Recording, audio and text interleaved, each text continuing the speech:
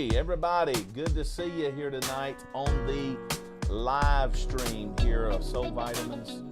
And it's great to have everybody back. And I am back this week. Last week I was out, but if you didn't see last week's podcast and live stream with Gabe about the importance of being in church, then please tune in. Fantastic stuff. You will want to go back and watch that. We are Jonathan, me, and Gabe here, my friend, and we are part of the Soul Vitamins family, and we do this live stream every Tuesday night, 7:30, so make sure that you like and subscribe and share, and we invite you to, if you're watching live right now, thank you for sharing, Joshua Akers, to go ahead and share it and get us going, because we want to get everybody up and happening today. So listen, we got a really great subject matter tonight. We're going to talk about the great pandemic that's going on inside trigger word, the church. Yeah, pandemic's the big trigger word right now.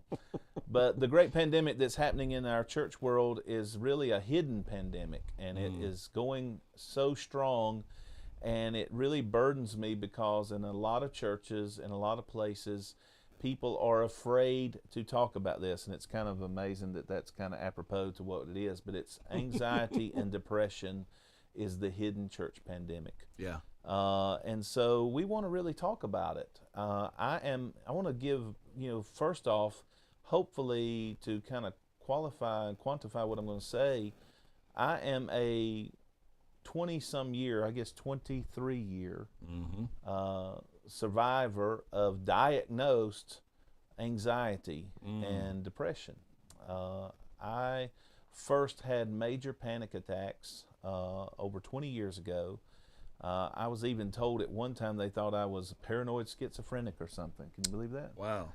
Really? That bad? I had a doctor that didn't know what she was talking about. I wasn't a paranoid schizophrenic.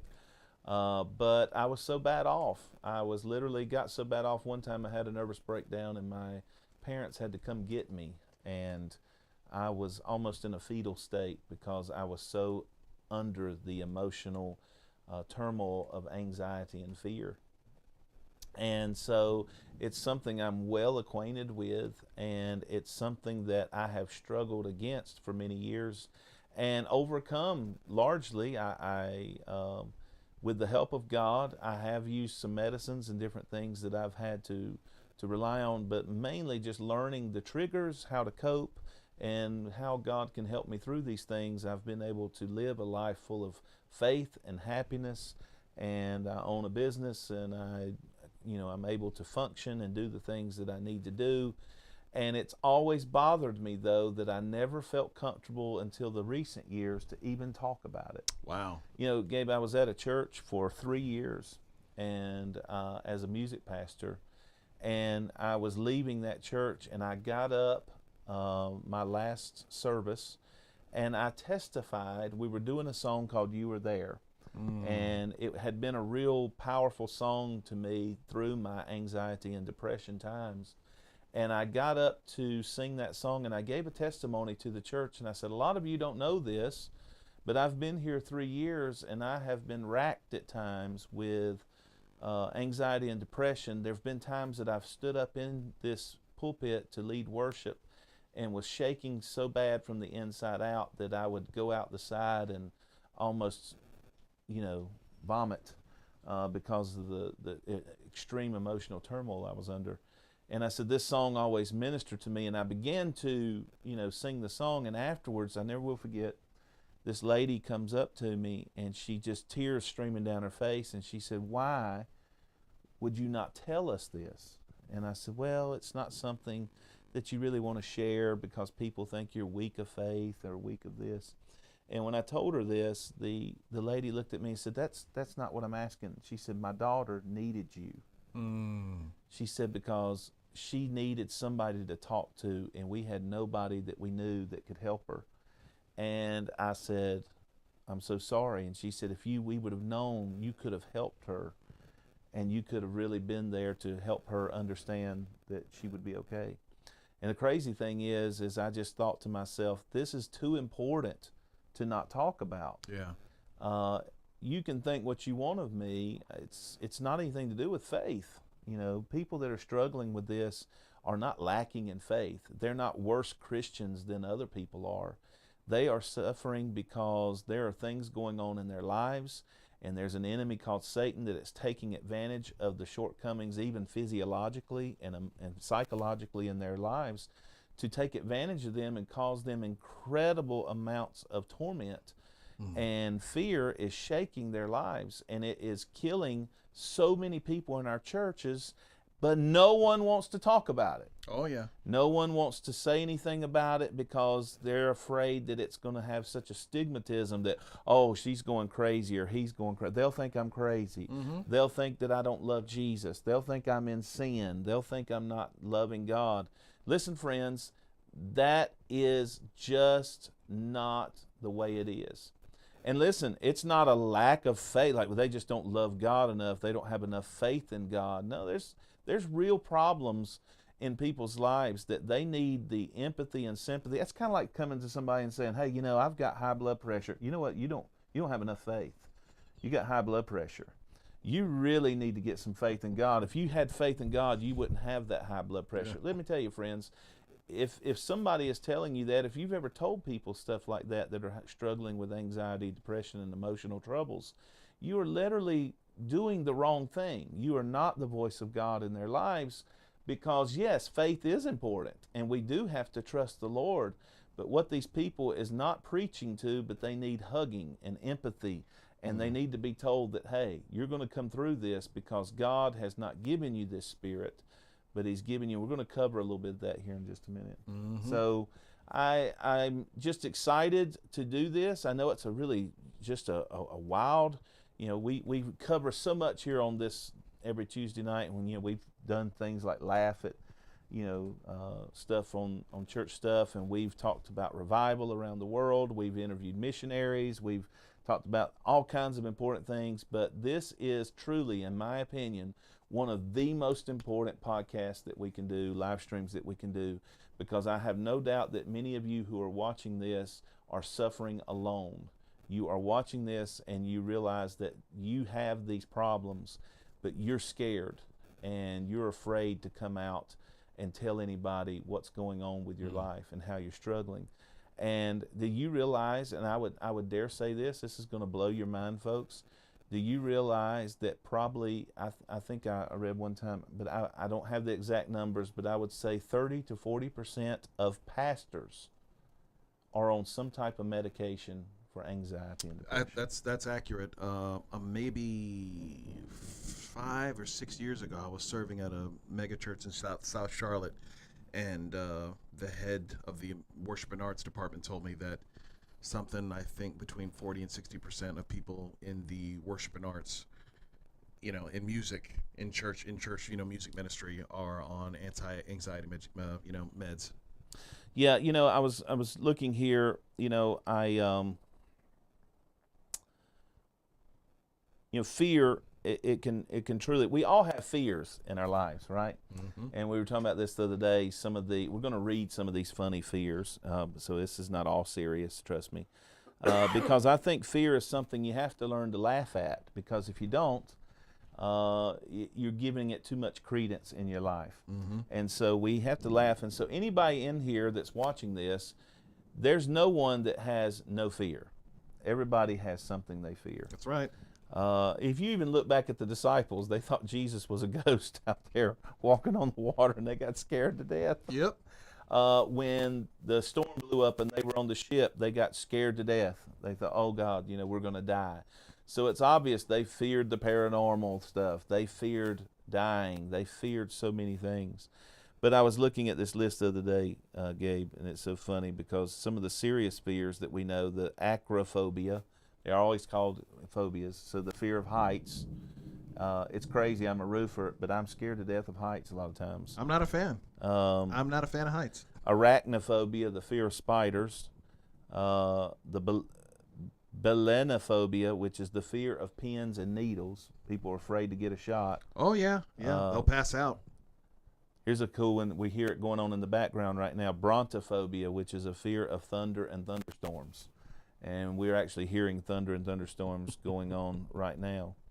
And I heard this said one summer night during a severe thunderstorm, a mother was tucking in her small son into the bed, and as she was about to turn off the light, she said, the boy said, "Mommy, will you just stay in here with me tonight?" And smiling, the mother gave him a warm, reassuring hug and said tenderly, "I can't, dear. I have to sleep in Daddy's room." And after a long silence, he just says, "The big sissy."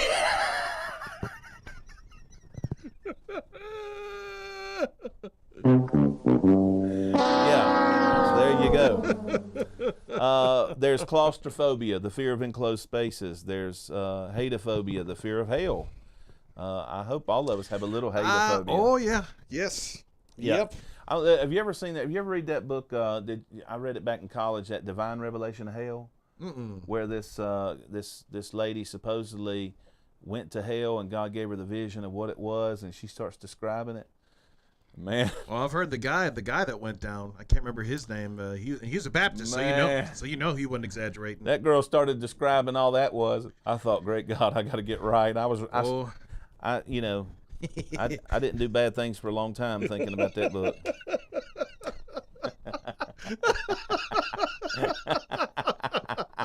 Scared the hell out you for a minute. It did. It scared the hell right on out of me. Then there's the fear of hemophobia, the fear of the sight of blood. Hydrophobia, a fear of water. Have you ever seen anybody like that? Yep. There's just so much more of them. My mother has this one, musophobia. That's the fear of mice. My mother will, buddy, she's 74 years old, but she will climb on top of a house to get away from a mouse. You've heard of necrophobia. That's the fear of corpses. Yep. I've laughed at some people like that before. I remember one time I was working in a church and we had a funeral and the guy was out there painting the outside of the church and he said, "What's going on here today?" And I said, "Well, they're having a funeral." That joker dropped that brush right down in that can, went straight to the truck. He went straight to the truck and was gone. What was this right here? Shaftophobia, Fear of backing into a doorknob. What in the world? Is that really moosophobia? Hold up, Rod. Are you serious? Shaftophobia. Is that really a deal? I thought that was fear of John Shaft. Yeah. Who is the man?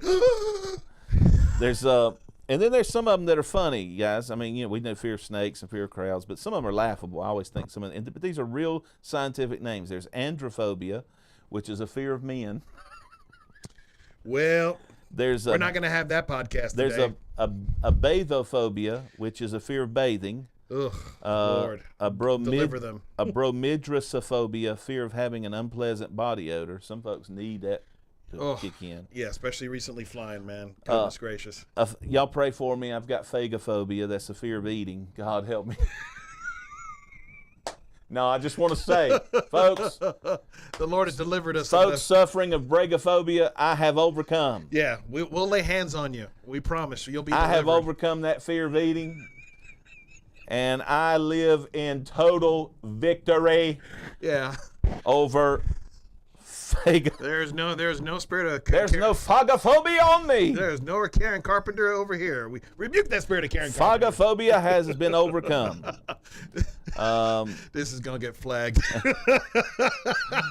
Ergophobia is a fear of work. Now I know some folks are struggling. Oh Lord. Listen, I know some people struggling with the ergophobia. Oh Lord. The paladophobia is the dread of baldness. I had the paladophobia, and sometimes you just got to realize your fears just have to give in.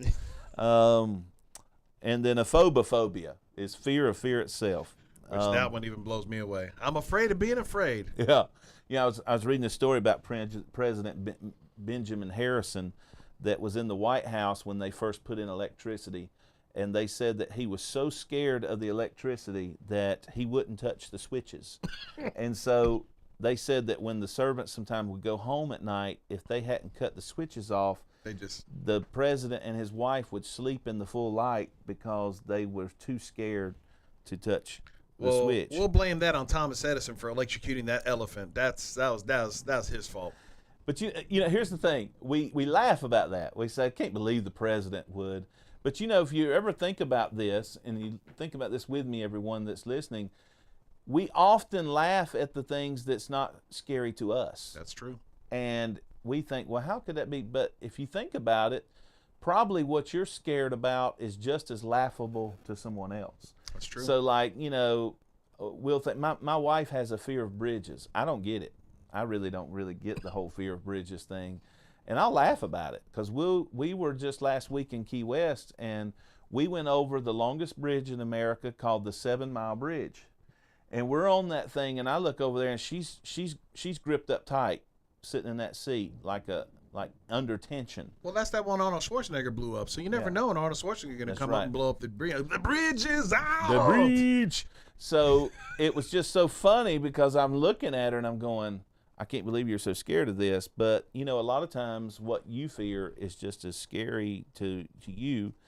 I actually heard this story about a little fella named Johnny that went in. He was scared of the dark, and his mama told him to go into the pantry and get a can of tomato sauce. And he came to her and he was tearing up, and she said, "What is it, Johnny?" And he said, "Well, Mama, I feel like I'm scared to go in there because it's dark." And she said, "Son, you're going to go in there and get that tomato sauce and overcome this, and you don't need to worry because Jesus is with you." Jesus is with you. And they said he went to the door and he stopped and he said, "Jesus, will you hand me that can of tomato sauce?"